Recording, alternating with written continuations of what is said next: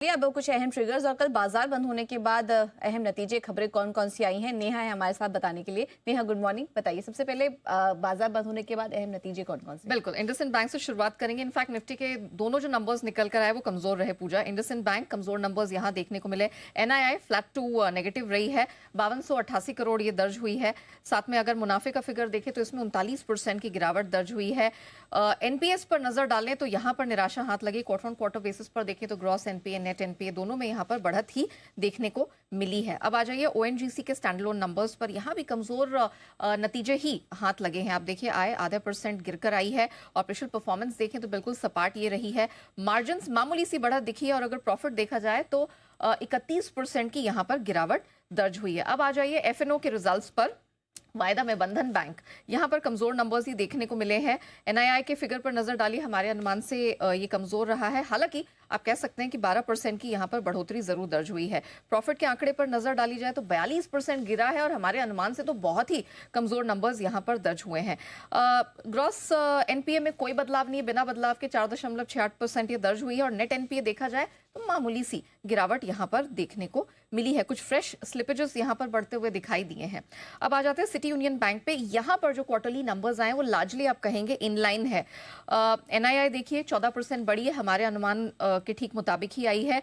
Profit में आप देखिए 12% की मजबूती देखने को मिली है। ग्रॉस नेट एनपीए दोनों ही आप कह सकते हैं थोड़ा थोड़ा घट के आए हैं, ठीक ठाक निकल कर आए हैं। अब बारी आती है एलआईसी हाउसिंग फाइनेंस की। स्टैंडअलोन यहाँ पर कुछ मिले जुले से नंबर देखने को मिले हैं। एनआईआई 5% घटी है और मुनाफे का फिगर देखें तो यहाँ पर 23% की बढ़त दिखी है। पूनावाला फिनकॉर्प, यहाँ पर मिक्स नंबर्स देखने को मिले हैं। एनआईआई 25% बढ़ी है लेकिन प्रॉफिट आफ्टर टैक्स 92% यहाँ पर घटा है। बोर्ड से एनसीडी जारी कर 10,000 करोड़ जुटाने को मंजूरी मिली। और अंत में आईआरबी इंफ्रा, यहाँ पर बहुत जबरदस्त नंबर पूजा देखने को मिले हैं। आय में 3% की मजबूती देखने को मिली है। ऑपरेशनल परफॉर्मेंस, मार्जिन, पैट सब देख लीजिए, ये हमारे अनुमान से बेहतर निकल कर आए। हाँ, लेकिन एक चीज नोटिसेबल है कि जो पैट में 6026 करोड़ का आंकड़ा आपको दिख रहा है, ये एक एक्सेप्शनल गेन है जो यहाँ कंपनी ने मेंशन किया है 5800 करोड़ का। उसको लेकिन अगर आप हटा भी देते हैं जी तो भी जो पैट का आंकड़ा है वो हमारे अनुमान से बेहतर है। ऑलराइट, तो नतीजे काफी सारे, लेकिन ट्रिगर्स और खबरों के लिहाज से कौन से स्टॉक्स पर फोकस रखना है? बिल्कुल, पहले मैं आपको ट्रिगर्स बता देती हूँ।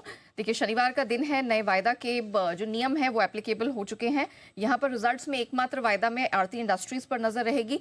जनवरी के ऑटो बिक्री के आंकड़े आने वाले हैं, वो महत्वपूर्ण है। Whirlpool India limited price band revise करके 10% किया गया। ग्लोबली ध्यान रखिए, ट्रंप साहब ने ऑलरेडी ये बात कह दी है कि शनिवार से जो टैरिफ है वो मेक्सिको और कनाडा पर 25% लागू हो जाएंगे। तो मतलब आज सैटरडे से ये इफेक्टिव है। अब आ जाइए प्राइमरी मार्केट के अपडेट पर। डॉक्टर अग्रवाल हेल्थ का आईपीओ बंद हो चुका है। क्यूआईबी में 5.25 गुना ये भरा है और रिटेल देखें काफी सुस्त रहा है, महज 40-41% ही बढ़ते हुए ये नजर आया। अब कुछ खबरों पर आ जाते हैं। हीरो मोटोकॉर्प, यहाँ पर एक मैनेजमेंट डेवलपमेंट है। निरंजन गुप्ता ने सीईओ पद से इस्तीफा दे दिया है। 30 अप्रैल तक पद पे बने रहेंगे और 1 मई से विक्रम कसबेकर वो एक्टिंग सीईओ होंगे। अब बारी आती है नेस्ले की।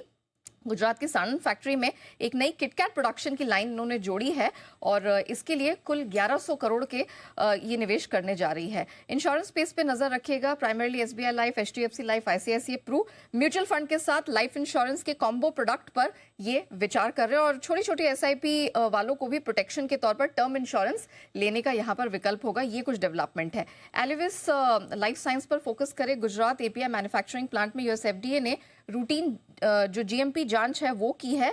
फॉर्म 483 के साथ एक आपत्ति यहां पर निकल कर आई है। Engineers India limited EIL company को हिंदुस्तान पेट्रोलियम कॉर्पोरेशन से 222 करोड़ का ऑर्डर मिला है जिसे इन्हें 36 महीने में पूरा करना है। ग्यूफिक बायोसाइंस कंपनी को यूरोप में 20 साल की अवधि के लिए पेटेंट मिला है।